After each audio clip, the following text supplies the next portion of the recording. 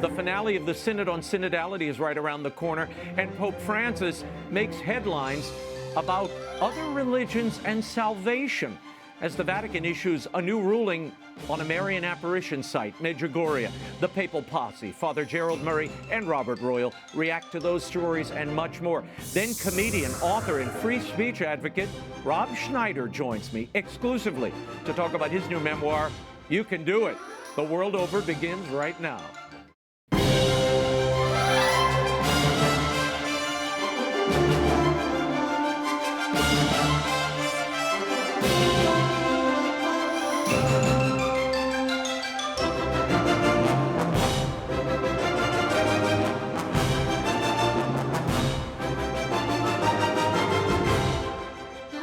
Now, Raymond Arroyo. A warm welcome to all of you joining us in the United States and the world over. If you'd like to comment on tonight's show, send me an X post. I'm at Raymond Arroyo, also on Instagram at Real Raymond Arroyo. Lots to cover. Let's get started. Pope Francis made headlines this week on everything from how we should vote to which religion will lead us to God, and it may not be the one you think. And the agenda of the next edition of the Synod on Synodality was released this week. Here with analysis of that and much more is the Papal Posse, editor-in-chief of thecatholicthing.org, Robert Royal, with me on set, and canon lawyer and priest of the Archdiocese of New York, in New York, Father Gerald Murray. Thank you both for being here. Glad we could get together. One of these days, Father Jerry, we're going to get you back to the set. I think I'm going to have to hold you hostage, but we're going to do that. I want to start with Pope Francis's comments at an interreligious meeting he attended in Singapore. Here's what he had to say about interreligious dialogue and religious diversity on September 13th. Every religion is a way to arrive at God. There are different languages to arrive at God, but God is for all. There is only one God, and each of us has a language to arrive at God.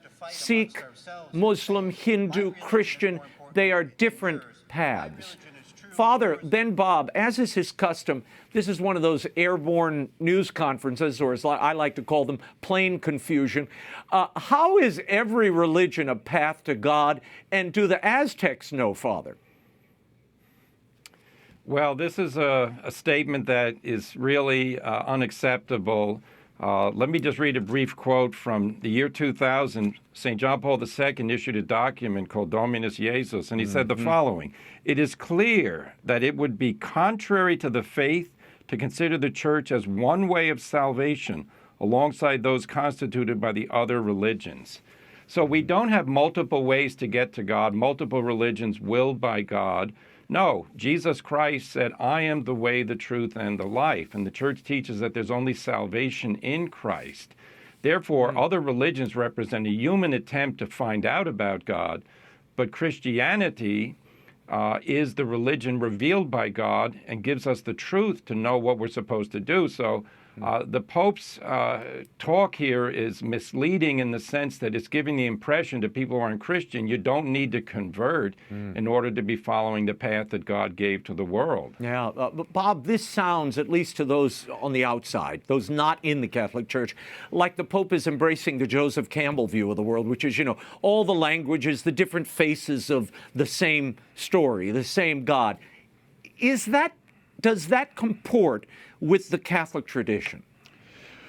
Well, you know, the odd thing for me is that he could have saved this commentary very easily. It seems to me that he could have said to them, look, you know, naturally we are Catholics. We believe that the fullness of the truth exists in the revelation that Jesus Christ and the Lord has given us, and that we hope that others, we can live in harmony and peace with others, where we don't need to fight over these things. We hope we can live with them, and we can help them towards the fullness of the truth. And then we could have talked about the different languages and whatnot. I don't know that that's the best image to use.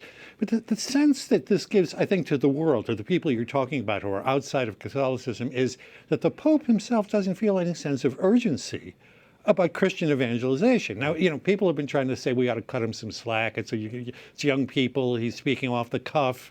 You know, it's a small group. But do we really want to send out that message at this moment in history? I mean, there are places where there are strong religious conflicts. I don't know that Singapore is one of them, actually. But I think the greatest urgency for a Catholic, for even a Christian at this point, is to preach the gospel to the whole world. Well, and Father, look, anytime there's a camera around, those comments, whether you got 10 people in front of you or 100,000, they're going to get broadcast, and they're going to hit ears new and already a part of the Catholic faith, and not everybody's going to have a theological degree. So precision is needed. A few days later, on September 17th, in a video message to young people attending another interreligious gathering, Pope Francis revisited this theme, saying the following: unity is not uniformity, and the diversity of our cultural and religious identities is a gift from God.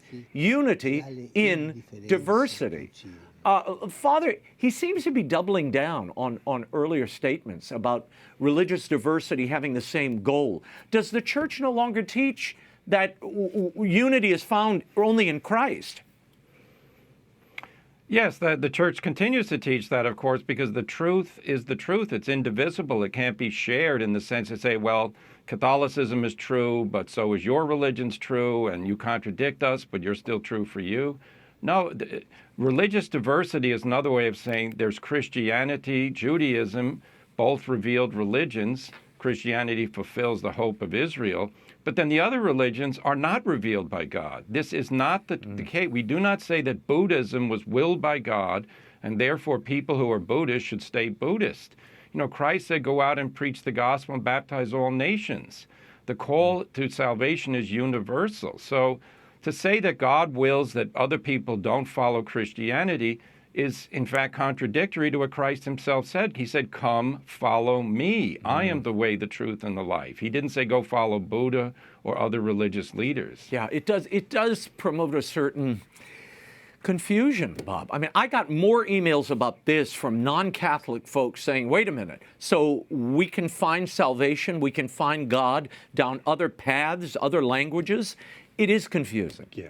And look, it isn't impossible to imagine that somebody else in another religion says, hey, wait a minute. You know, I mean, a Muslim might say to us, wait a minute. We don't think that yours is just another language. You guys are wrong. You idolize Jesus. Right. You think that God could become a human being. That's impossible. You venerate his mother. That's impossible as well. Or a Buddhist might say, well, wait a minute. That's an illusion. You know, that's an illusion. There are Buddhist sects that do believe in a God. There are others that don't believe in a God, that think that believing in a God is kind of limitation on your spiritual life. So, you know, it's actually a kind of imperialism, while not, it doesn't present itself that way, but it's kind of saying, we in the West all try to get along with one another, so you're just other languages. But decide every religion is a way to arrive at God. Wiccans? I mean, it's just not true. It's not true. Their focus is something other than the triune God. And that triune God is exclusive within multiple religions, established religions. Archbishop Charles Chaput wrote a column this week in First Things, addressing the Pope's remarks, and I want your reactions to this. He said, the Bishop of Rome is the spiritual and institutional head of the Catholic Church worldwide. This means, among other things, he has the duty to teach the faith clearly and preach it evangelically. Loose comments can only confuse, yet too often confusion infects and undermines the goodwill of this pontificate. Father Jerry, I'll give you the first crack at that. This sentiment really has been expressed throughout Pope Francis's pontificate. Yeah, I mean, the Archbishop Chaput is a wonderful spiritual leader. He's a retired archbishop, but he continues to exercise the teaching role of the successors of the apostles. And he's absolutely correct. When the Pope says this, he's repeating something he signed years ago, the Abu Dhabi Declaration, saying that all religions are willed by God. This is not a new theme of his. At that point, he told Archbishop Schneider, well, it's the passive will of God. But if he keeps repeating it, I don't think it means that, well, you know, God allows it to happen the way he allows earthquakes to happen. No, he's saying that God wills the diversity of religions. It's simply not the case. If Jesus Christ is not the Savior of the world, simply one other approach, well, then people are going to say, well, I want the religion with the least rules, and I want the religion with the least amount of sacrifice, or I want the religion where I only have to go to worship when I determine so. No, the true faith is the Catholic faith given to us by Christ, to the apostles, and we're the beneficiaries of that. So I think the Pope has fixed ideas about this. I would love for him to actually get into a theological discussion with people like Bishop Athanasius Schneider, Cardinal Muller, Cardinal Burke. I mean, this needs to be hashed out because the impression given to people is Catholicism is not serious anymore about converting everybody. But in fact, that's the central mission. Bob, your reaction to this? Yeah, I've said before that there are two people on the face of the earth who need to be absolutely clear in their words always, in every circumstance. One is the President of the United States, who can start a nuclear war. Yes. And the other is the Pope of Rome. And at a time when the Church is clearly reeling, I mean, one of the reasons why this Synod and Synodality is there is to try to find some way to present the faith in these changed circumstances, these postmodern circumstances in which we find ourselves, to give the impression to people that the Church somehow doesn't affirm itself. It doesn't have to be militantly assertive against people, right? But affirm itself in every single place that it appears, that Jesus is the one answer to the mystery of the human being. And I mean, this is the teaching of Vatican II. If we want to talk about number 22 in Gaudium et Spes, it says that God explains the human being to himself. And so without that, we're not helping people by telling them that we're all on a journey together. We need to tell them that one truth, that God decided to come into the world to actually send a message to us that we desperately need. Well, we're going to talk about the Synod, but Bob, as you were talking, I brought to mind the people who had the deepest spiritual impact on my life, the people who converted me, and those I know. It was often someone living a saintly life. That the power of an individual witness, Father. The Synod could probably save itself a heck of a lot of money if it wanted real evangelical power. Go to illicit and beautifully done Mass, the mystery and the power of experiencing that, and then get people in front of saints. I mean, I knew Mother Teresa, I knew Mother Angelica, we knew John Paul II. The power of these people when they walked in the room, when they spoke to you directly, it was like God speaking to you. And I think somehow we've forgotten all of that, and we're looking for some process or an institution, or we're going to have a table speak in a synod, and that will help lead to evangelization. Will we get there that way? We'll get there the same way the apostles got there, go out and preach the gospel. One of the most outstanding cardinals in the Catholic Church is Robert Sarah, who is the retired prefect of the Dicastery for Divine Worship. He's written beautiful books about doctrine. He's preached. He travels. He's not at the Synod. He should be. This man speaks with a prophetic voice. There are many others. Our brothers and sisters in Africa are showing us in the West that we become very secularized in our outlook. And this bureaucratic mentality, I think there are about 370 delegates at this upcoming Synod. Yeah. How in the world can that number of people actually conduct in the course of a month something that's going to be attractive and convincing to people? It's essentially going to be a bureaucratic enterprise. Yeah. We need, you're right, singular figures. That's what we need. Yeah, well, we're going to get into that, who's invited, who's not invited to this Synod. But, as you mentioned, the church in Africa, Father, the reason they're growing, the reason they're so powerful in their witness, martyrdom, suffering for their faith. They do that daily. They're burning down churches and they're hunting down clerics. This is the lived reality of parts of Africa. We in the West have become numb to that experience and frankly just stand aside and give up our values and our dearly held beliefs because it makes us uncomfortable or somebody says they're going to cancel you. Let's talk about this upcoming Synod. Bob, in October, the second part of this exercise will begin.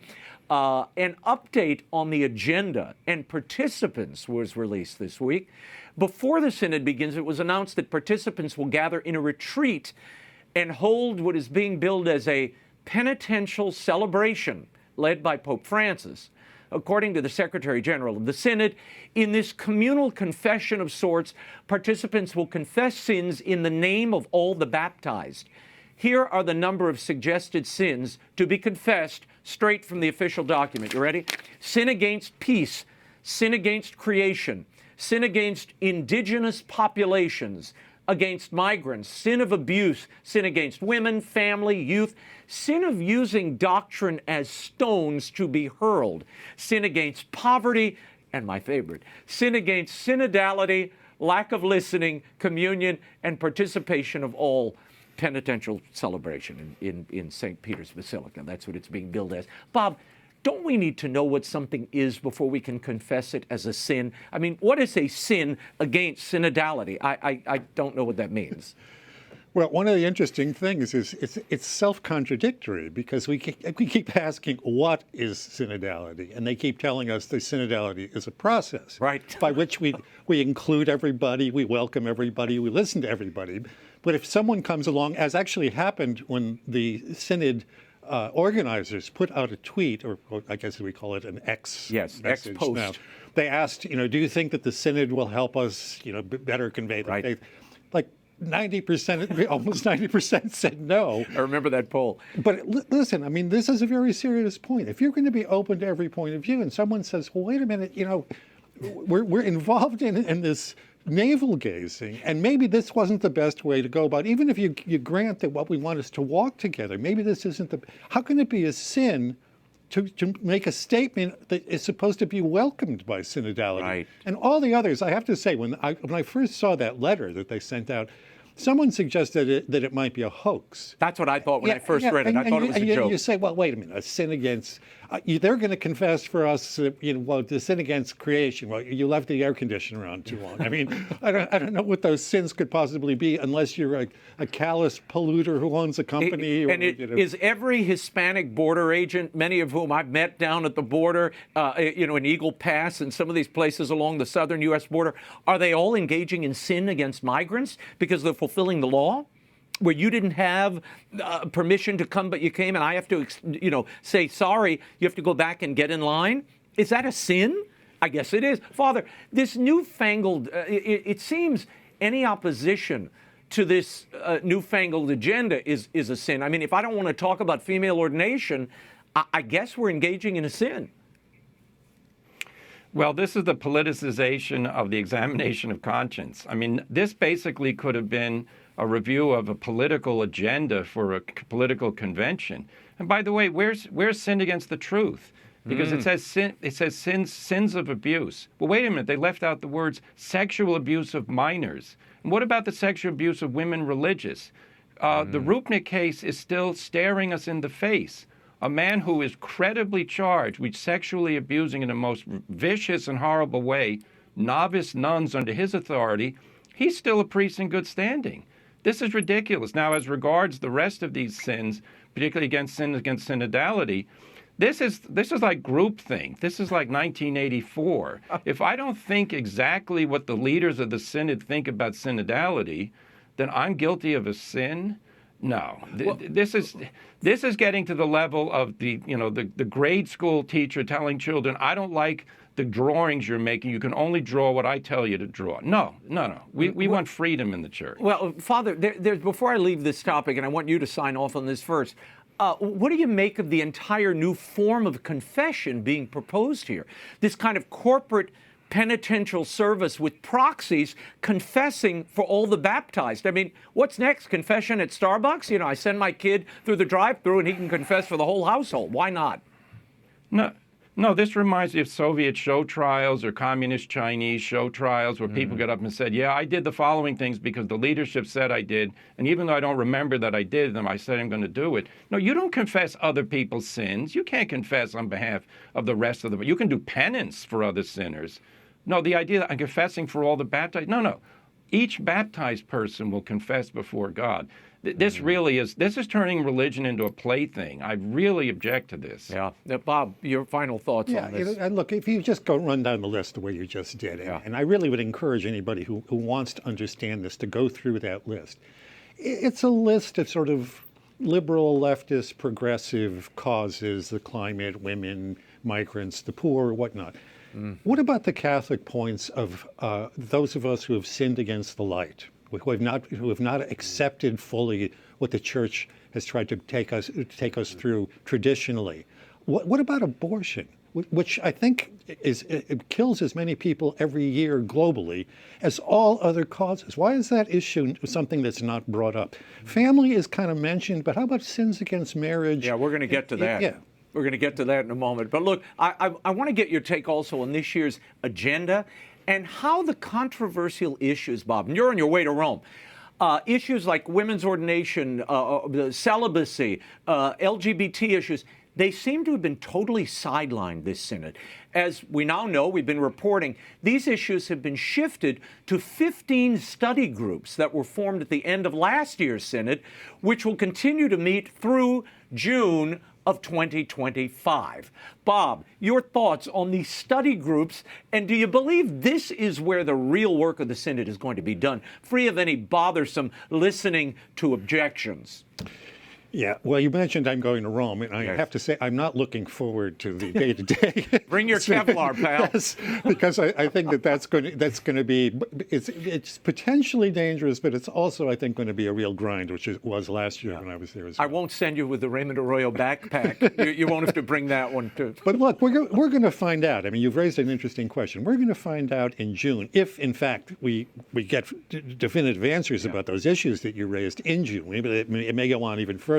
It may be that this is the old tactic of appointing a commission so that you never have to decide something, or it may be taking that out of the hands of the larger groups, because we have seen in the past synods going all the way back to 2013, 2014, that they haven't quite delivered what was expected to be delivered. So maybe this is the way to put those off and get them by a certain subterfuge, or maybe it's just a delay tactic that we avoid having to come down one way or another in the meantime. Father, I want to get your thoughts on the participants at this synod. There are not many changes, but Archbishop William Lori will be replacing Cardinal Timothy Dolan this year. Dolan, of course, turned 75 in February, which could be an indication of the Pope's plans for the New York Archdiocese.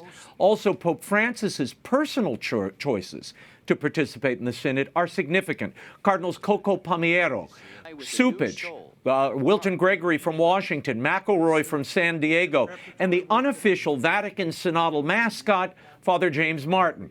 Father, your reaction to the cast list? Well, the cast list is reliably in the camp of Pope Francis's way of thinking. Those who disagree with Francis really aren't invited. I know Cardinal Muller's coming back, and that's a good thing. But I mentioned Cardinal Sarah, one of the most outstanding cardinals in the church right now, not there. This is not good. And, you know, to a certain point, though, the members of the synod now are spectators.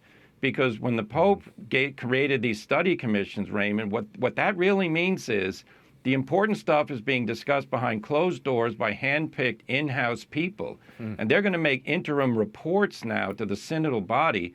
So I'm looking at the synodal body like a focus group. They're going to put trial balloons out and say, well, this is what we're thinking. What do you think? And then based on that, then they're going to make the final decisions. Really, this is, when you think about it, the Pope went from having a synod of bishops to having a synod of bishops and everyone else, and now it's going to be a synod of experts. This is the way, sad to say, the European Union functions. You know, they have a huge parliament, but everything gets decided by the European Commission. So this is not, I think, a fulfillment of what the Pope said, todos, everybody, everybody, everybody. Well, wait a minute. Everybody is now experts picked by the Pope and his subalterns. Well, the synodal members had no say in who became the experts. I look forward to those 15 synodal study groups, Bob, confessing their corporate sin against synodality, because they're not having an open conversation about anything. And we, the laity, the people who pay the bills, aren't allowed even to see what's happening, much less take part in those discussions. I'll give you the final word on this.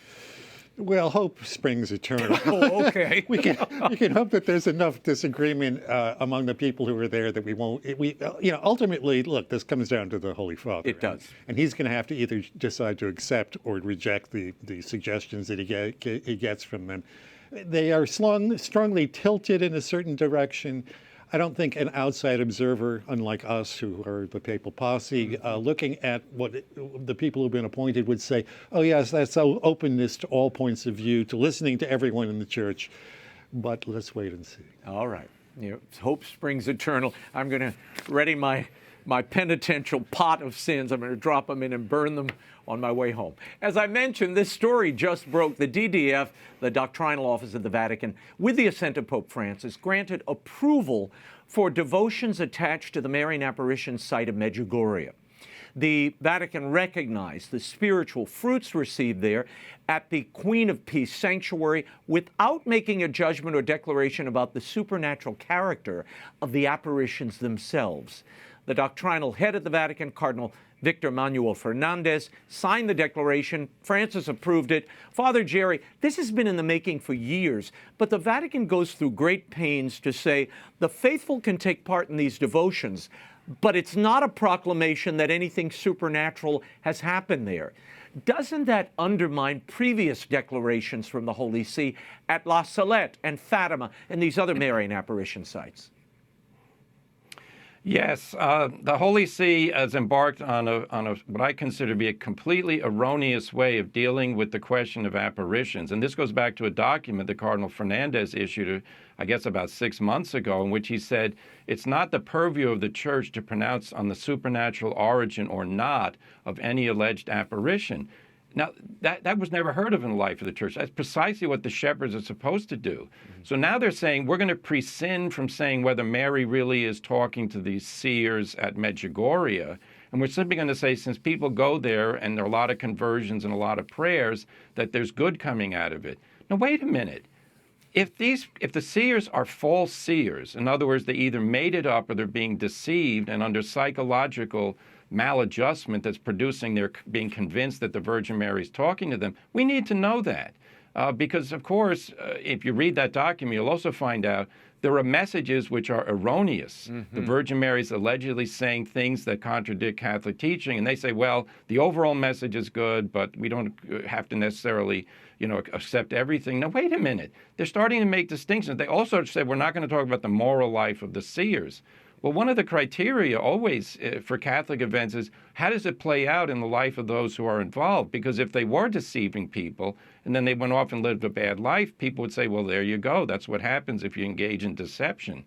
So I'm completely unsatisfied by this. And the local bishop reiterated that the Church is not endorsing this as a supernatural occurrence. So in my book, if there's no supernatural occurrence happening there, the fact that people go there to pray, well, fine. I always like people praying, but let's not have people claiming the Church now says that Mary has been talking for 45 years to this group of seers, because the Church is not saying that. Bob, this statement's a bit of a two-step. Yes, you can visit the shrines and the locations, but you don't have to see the visionaries, the document says. And look, it says the statements of Our Lady of Peace are worthwhile, but not all of them. Why issue a statement at all, Bob?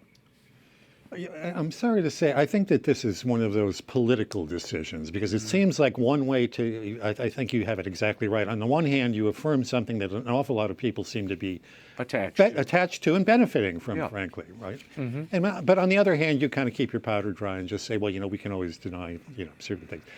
For me, it's very interesting that they've kind of emphasized that they don't want to affirm the negative projections that maybe there is a dark future ahead in the world, which, by the way, if you're a secularist these days, when you see what's happening in Ukraine or in Israel and other places in the world, it's not exactly unrealistic to talk about some unfortunate things that look like they could actually happen. Yeah. So if Our Lady is warning us about that, as she certainly did at Fatima, and I think Fatima is one of the most obvious examples of Our Lady coming and warning us about what actually happened in the 20th century. Yeah.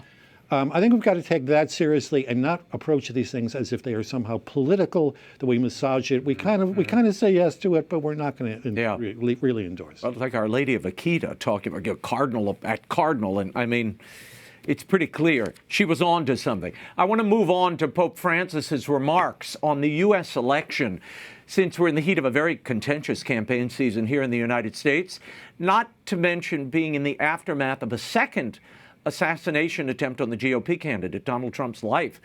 The papal plane pressers are usually a goldmine of sound bites. Pope Francis said this on Singapore. He was asked about voting, how U.S. Catholics should vote in this important election. He said this: Expelling migrants, not giving them the possibility of working, not welcoming migrants is a sin. It is grave.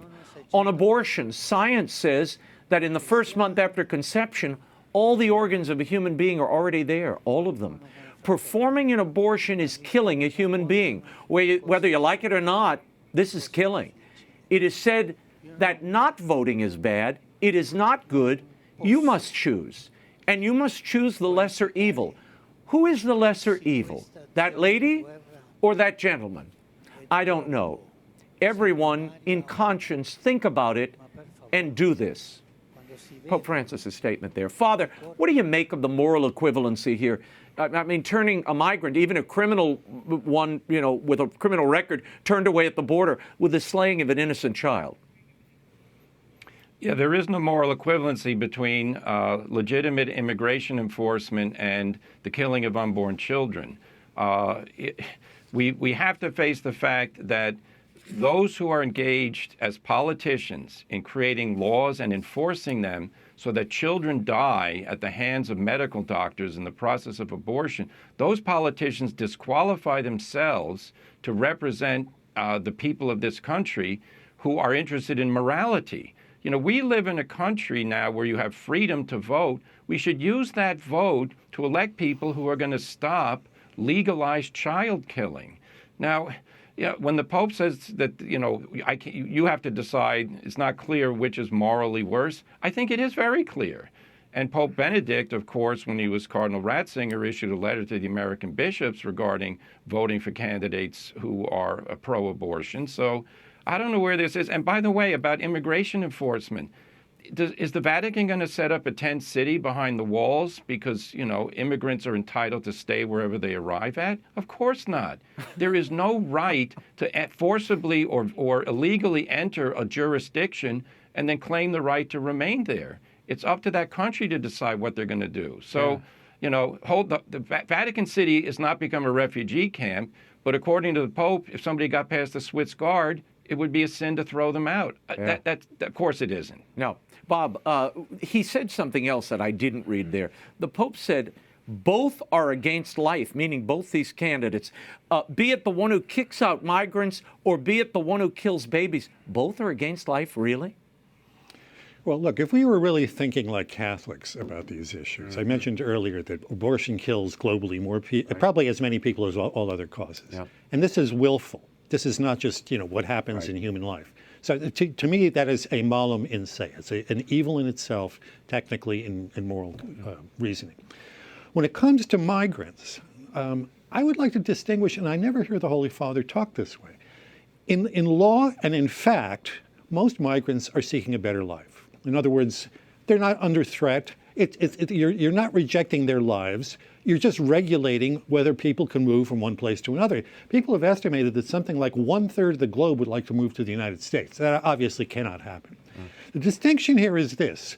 Refugees in law need to be protected. In other words, if, say I'm in Venezuela and the president is threatening to kill me, and Spain decides to take me in as a refugee. Well, of course, you're protecting the life of that person. And now we're at least in the area where we're talking about obvious and immediate physical harm to somebody. Right. In the case of migrants, though, it's a desire, and it's a desire that needs to be regulated because otherwise no nation will function normally, as we're seeing here in the United States. We're seeing it in Europe, even in Africa, where there's a brain drain from one country to the next. We learned about this during the Synod on youth, where some of the African bishops were saying, wait a minute, we don't want all our dynamic and energetic and intelligent people to be moving elsewhere. We need those of our own people to help develop our country as well. So, look, that's a very complicated question, migrancy.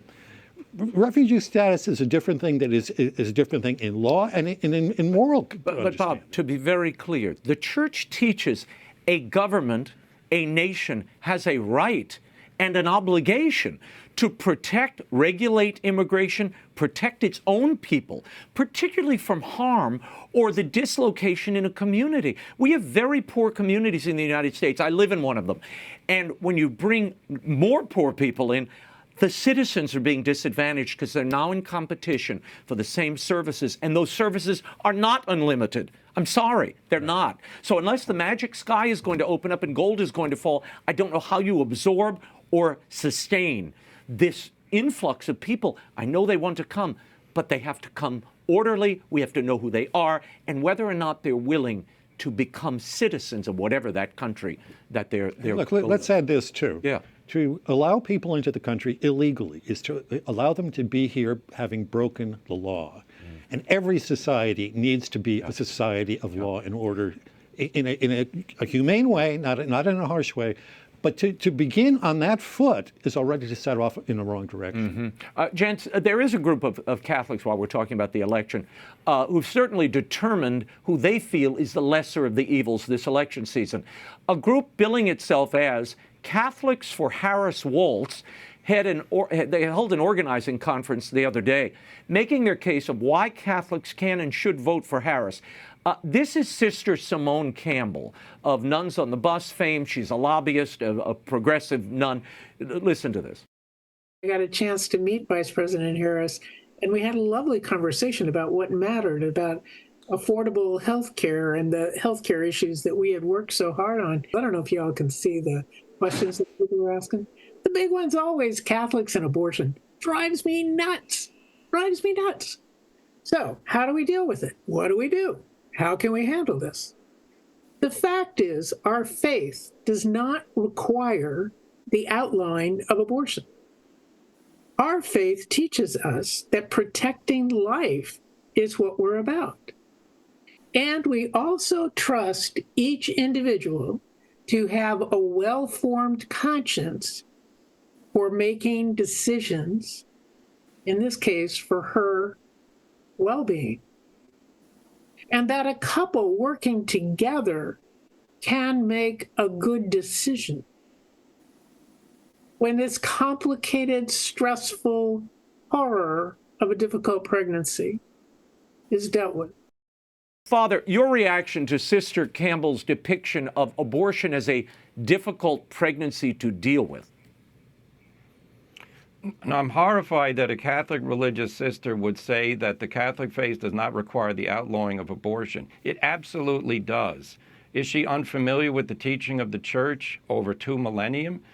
The unjustified killing of any human being is wrong. When that occurs in the womb of the mother, it's called abortion. It's wrong. She gets mad that people bring up abortion. She's not mad about abortion. I mean, this is ridiculous. This is why we have a problem in the Catholic Church right now, that a religious woman who is supposed to represent the Church and how she teaches and lives is promoting legalized abortion. And she thinks that this is good. She talks about we want to help the community. She's obviously excluded from the community unborn children. That's cruel. That's the cruelty of this so-called progressive ideology, which views the powerful and living, those outside the womb who can walk around, they're the only ones that count. Our unborn brothers and sisters don't count. And of course, she always characterizes it in a way to try and make us feel bad. Oh, please don't get me upset by talking about abortion. By the way, Kamala Harris is definitely pro-abortion. She runs on it. She went to an abortion clinic the other day to give her support. This is clear. Kamala Harris means abortion in the United States on demand. Catholics should not be voting for abortion on demand. They should be voting for pro-life laws. Bob, does the Catholic faith allow the moral flexibility on abortion that Sister Simone is talking about, that it does not require the outlawing of abortion? I would say no. I would say absolutely no, because it requires us to protect all innocent human life, as Father was just saying. Look, the lie in her statement is that these people have well-formed consciences. Right. In fact, they have malformed consciences. They have the malformed consciences that are like what liberal Democrats consider to be their consciences. And I trace this all back to a certain interpretation of Vatican II. Women of her age, she's about the age of Nancy Pelosi. Nancy Pelosi and some of her friends always used to talk about how God has given women, the ability to make decisions for their own, which is true. Women can be matured persons who decide important things.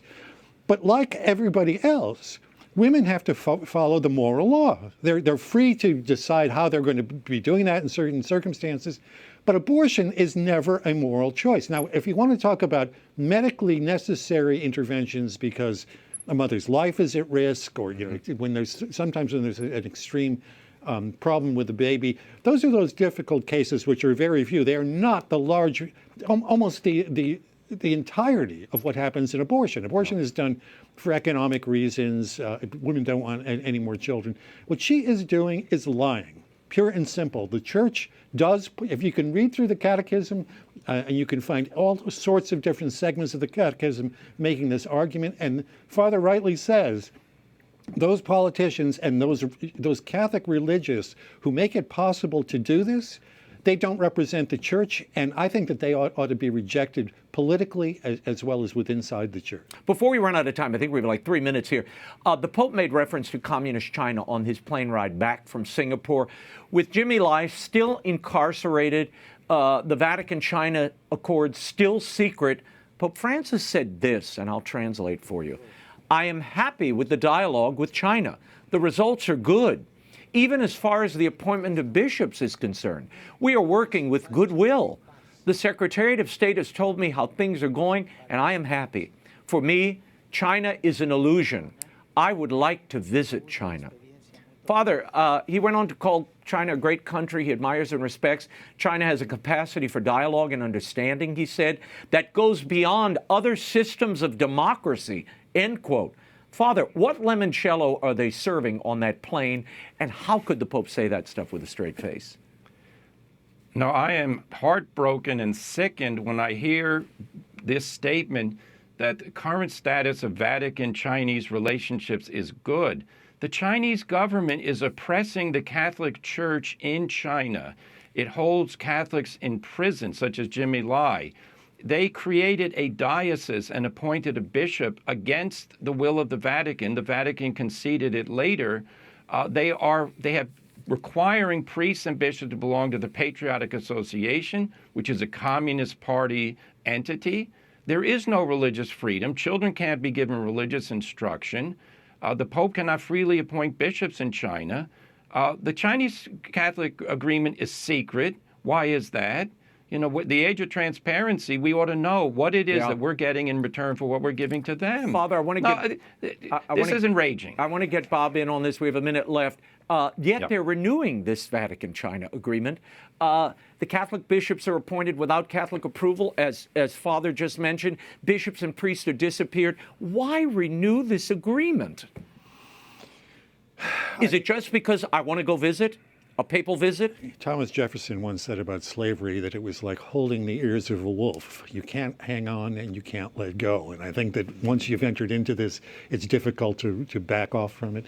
Look, in addition to the appointment of bishops without consulting with the Vatican and then kind of recreating a diocese, they're also imparting the Sinicization on all religious groups, including Catholics. Mm-hmm. So you have to begin to interpret your faith in terms of not just China, but the Chinese Communist Party. Mm. So just in the last few days, they've announced that Catholic priests are being, I would call it brainwashed, but they would call it trained in Sinicization. They're even organizing pilgrimages to important points in the Chinese Communist Revolution. Oh my gosh.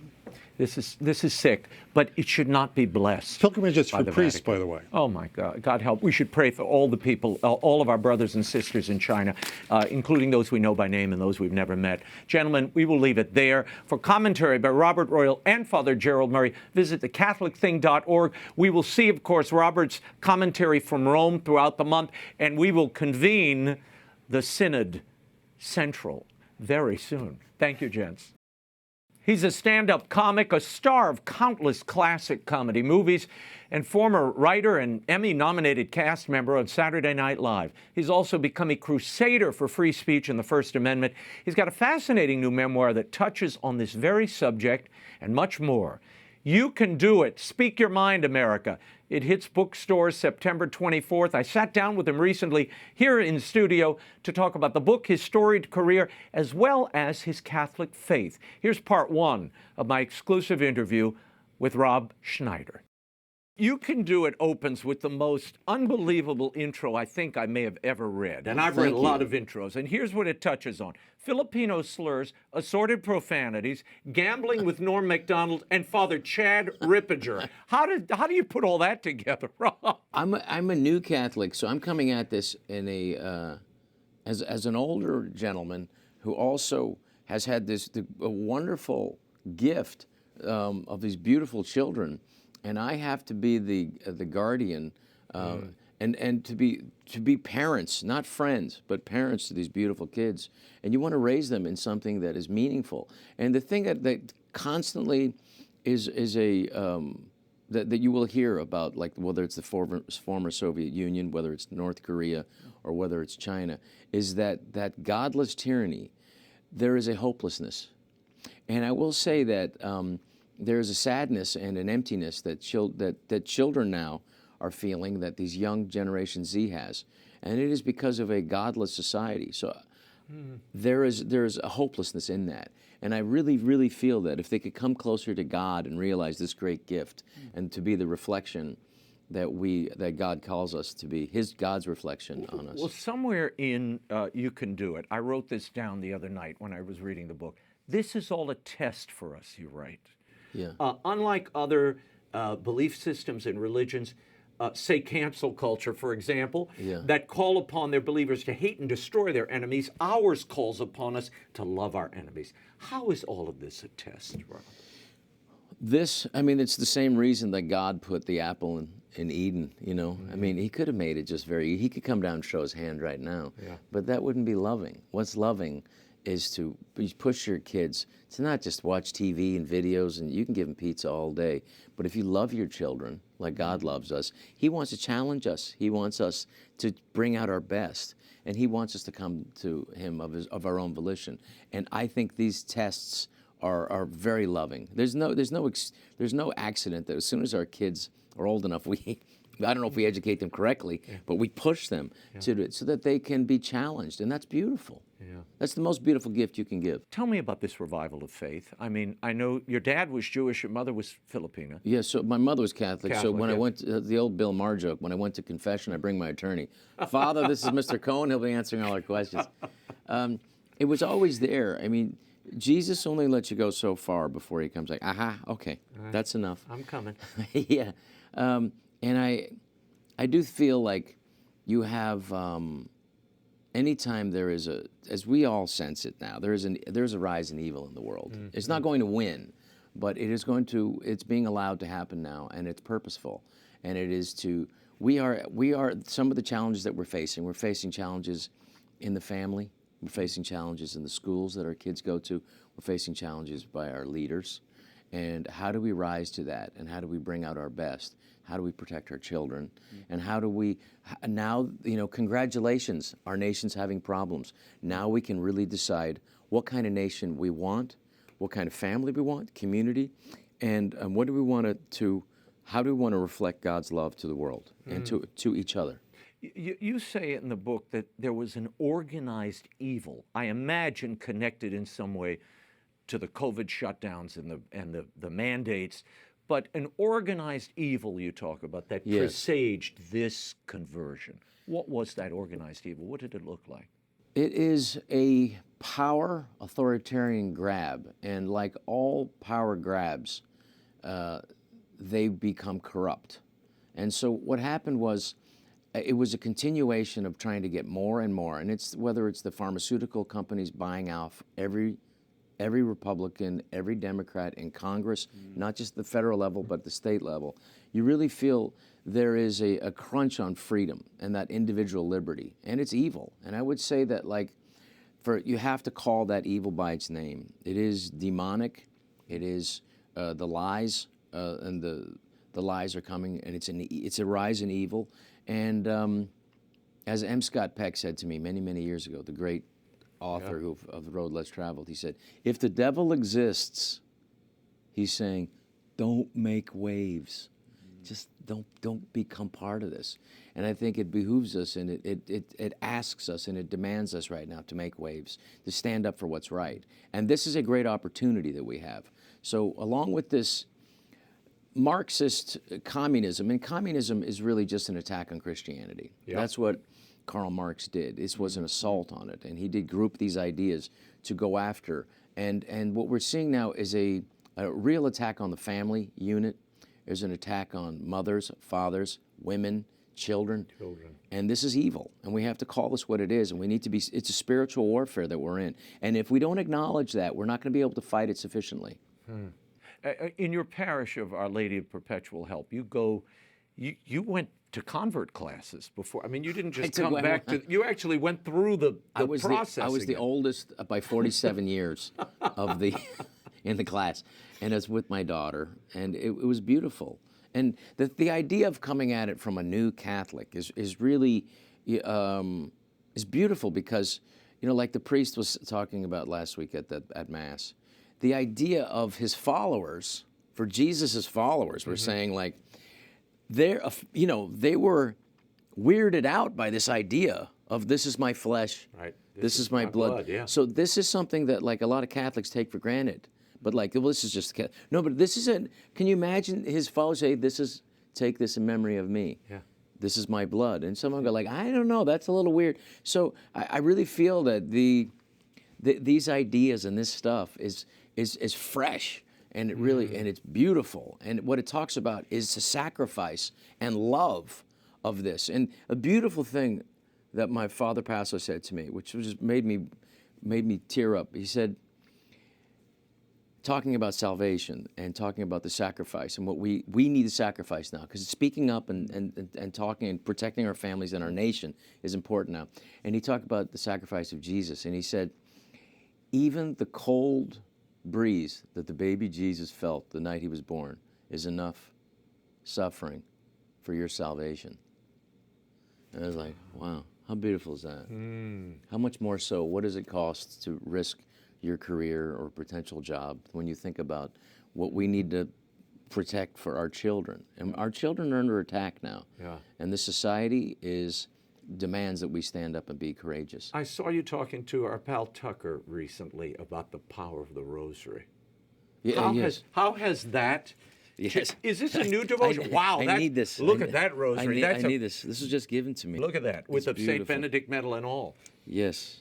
Where was this a devotion? Did your mother pray the rosary? Did your family pray the No, rosary? my mother didn't, but Patricia and I did it the other night. And when it was a lot of worldly pressure and tension, and it all dissipated so powerfully. The idea, because people talk about prayer, like, you got to pray, and we get our prayers, but it's powerful. Yeah. I felt the prayers of many people, but specifically when you pray with another person, someone that love, and the greatest gift that Jesus has given to me is my beautiful wife, Patricia, and those gorgeous kids.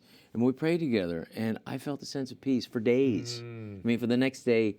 And you have to know that is really powerful. And I never really felt that before. Will this refound faith at all change the stand-up act? I've seen Yes. your stand-up act. Yes. It's a little look. I know. It's closer to Carlin than Mother Teresa. It is. I talked to my priest about it, and I said, Father, I have a stand-up act, and it's pretty dirty. He said, well, you may have to think about it. I'll give an Irish voice just because it sounds better for that routine. He said, well, you may have to think about that, young man. And I said, you have to do it the right thing. And he said, I said, but it's pretty funny. Well, yeah, but you're either serving the Lord or you're serving the world. And I said, yeah, you know the right choice to make. I said, you're right. I said, I don't know if I'll be able to give as much money to the church. He said, you got to make the people laugh, Robbie. You've got to make them laugh, Robbie. If you don't, that's your gift. Well, if you're asking my opinion, Rob, you can do it. Oh, thank you can do it. But right. no, look, I think it's a comedy club. People, there's a certain segment of the audience that is going to expect some edge. I am Venal. I am changing it. Thank you. I am changing it, and I do have to make an adaptation. But at the same time, I think that it's important to, and that's the thing about Catholicism now, and why the outreach and why there's such growth right now, is because we have to reach out to everyone. Yeah. We need to bring people to the church, and for whatever reason is happening now. I don't know why I'm been thrust into this place, but I said, turn over to God, whatever I'm supposed to do, then please let me know. And so it's important to reach out and bring people to the faith. Well, and let's talk about the role of the comedian in that. I mean, obviously, priest has his role, laymen have their role. What's the role of the comedian in society today? You spend a lot of time, and you can do it, talking about that critical role. And I've said it for years, the last truth tellers left are comedians right now. Well, I would say just Christianity was a subversive underground thing where it's like, hey, there's this... The way. Yeah, did you know about this? And I remember the first time I was exposed to Christianity was in born-again Christianity when I was 13. And I remember being around these people and go, why are these people so happy? What do they got? What's happening with them? That was an interest in it. What stand-up and what comedy has the ability to do in the same way, to subvert people through laughter, to bring them to a point of reason, to a point of rationale, and a point of forgiveness. And I didn't realize that last part until recently. And when I wrote this book, a lot of it was still very angry about, and I have to be careful about that because the real tenet is forgiveness. And forgiveness isn't just for the other person, it's for yourself. You have to let go, and you have to, and I didn't understand the concept, just like I didn't understand the concept of how powerful prayer was. I didn't understand the concept of turning it over to God. I just thought these things are just said. I didn't realize the power behind it. It liberates you. And I think that good laughter, jokes can liberate people. But there became a point. Look, you've got Richard Pryor, and you've got Carlin, and you've got all these great, Dave Chappelle, Chris Rock, yourself. Soothsayers. Well, people who are looking, you mentioned it, in the rearview mirror of the culture. Yeah. So that you're kind of casting back on the people what they're living through. And yeah, they're laughing at it, but they're also internalizing it in a different way. But when did comedians start throwing rocks, not at the powerful, but at the people? What happens is there's this idea that somehow they're, and I not to, the Democratic Party is not alone in this, but the idea that somehow they are the trodden upon, that they're the ones in power. And so they're the ones that are really attacking the people, and they're attacking freedom. And that is something that it's an inverse, and it is a critical error on their part. And if they lose the election, it'll be because of that. So the idea was, and the attack during COVID was to attack small businesses, and it was for real authoritarian. You have to say these are bad people. When Gavin Newsom closes churches and keeps open strip clubs and weed stores and liquor stores, but closes the church, at that point you have to go, thank you for being so openly honest and hostile towards God and towards people, that you would take away this solace that people needed at that terrible time. The thing about Satan, the thing about the devil, and the thing about evil is at its core, it has to expose itself, and it has to. And so you see it, and you go, okay, well, that's evil. Right. So it makes it more obvious. And in these times, which I think we have a rise of evil, and it's not going to go away anytime soon, just like it happened 100 years ago in Europe. But I will say this: the hope for the world is the United States, and that's why it's important that we've got to draw the line here, because there will be no Marshall Plan for the United States. There's no Marines from some other country going to land here. There will be no food drop. This is it. This is the final stand, not just for the United States, but for the world, for freedom. So whether problems we have, whatever, we cannot let this current administration continue to undermine us and make it more dangerous here, so that we can allow this Marxist regime to take over. And believe me, that's a real threat. I don't think it'll win. You know what? I was stunned to read that you almost left stand-up, or you weren't going to go back to it. And then you spoke to Chris Rock. Chris Rock was, because Adam Sandler was always telling me to do it. But he loves me, and he's my brother, and he's just like, he's worried about me financially. He said, you should go back and stand. But when Chris Rock says, he told me, he said, you could be the best at this. And I said, yeah, but I don't even, thank you, but I don't even know what I would talk about. And he said, just talk about what you talk to me every morning.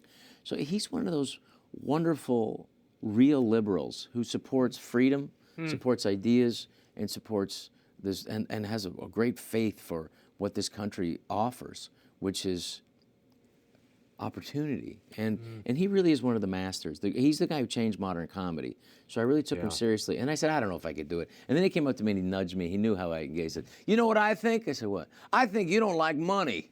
And I went like, all right. So there's money. He said, yeah, there's money. What are you, stupid? What are you? And so thank you, Chris, for that. And I will say it's reopened my career and it's opened my eyes, and it's got me to meet many people to make me realize that, like, you know, the problem of New York and Los Angeles is you can get caught in your own echo chamber, and you don't realize the ramifications for the, you know, the garbage that's cranked out in the liberal media that doesn't represent most of this country. It doesn't help most of the country. Stay tuned for the full World Over interview with Rob on Thursday, October 3rd. We'll play the whole thing for you, and it's really a hoot. That is all the time we have for now. Next week, I'll be joined by actor-director David Henry. Until then, we'll be scouting the world over for all that is seen and unseen. On behalf of the staff and crew of EWTN News, thank you for watching. I'm Raymond Arroyo. Bye now.